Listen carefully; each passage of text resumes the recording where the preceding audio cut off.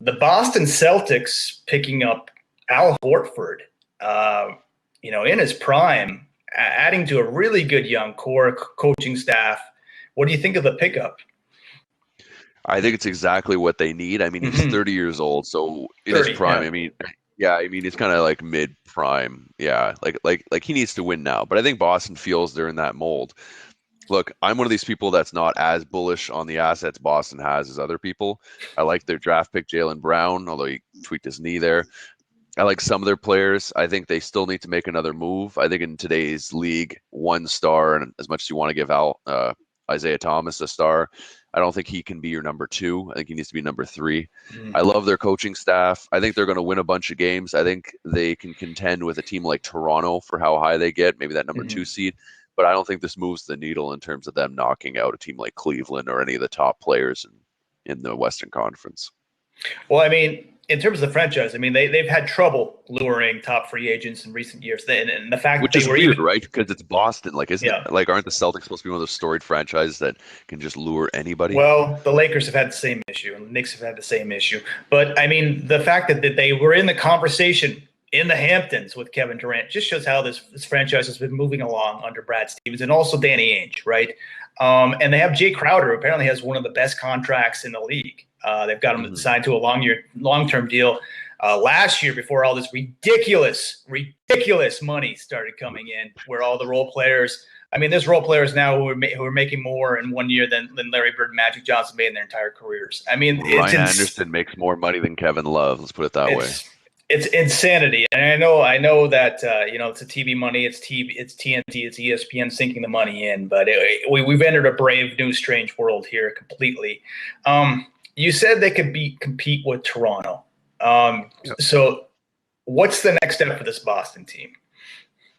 I think you need to take your assets and trade. So they've got Brooklyn's next two first overall picks, and Brooklyn is trying its best to be a team that's relevant, but they're not really. They have that. They have Brown. I think if you want to maximize around Horford, you need another star right away.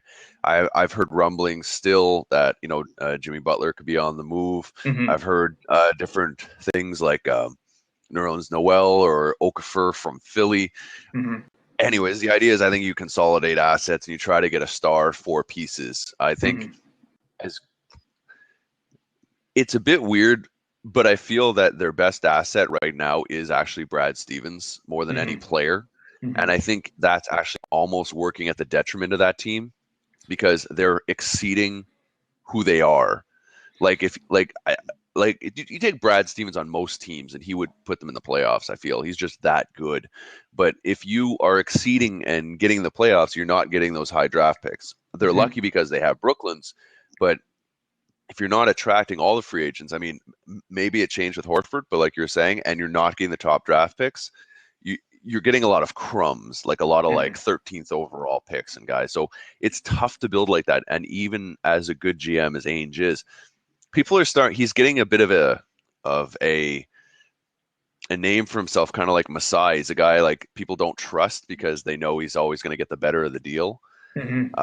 So I feel like that whole GM coach situation is one of the best in the league, but I think that's almost playing to their detriment at this point in their development as a team.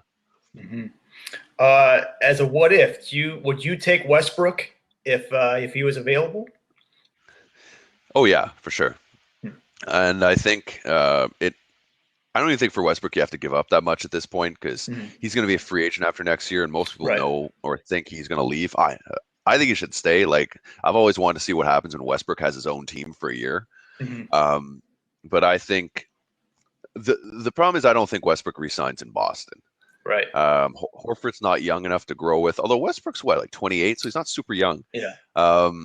Kind of wants to win now. It's not terrible, but they could have had KD stayed in OKC. Yeah. But I think you do trade for him because there's no one in that backcourt between Thomas, Smart, and Bradley who I'm like, I cannot give up this guy. Like to me, there's no player on the Boston team who's untradeable, and until that happens, like I think to win you need one or two untradeable guys, like just theoretically, or you would have a really tough time trading. And so I think Westbrook makes a lot of sense on that team.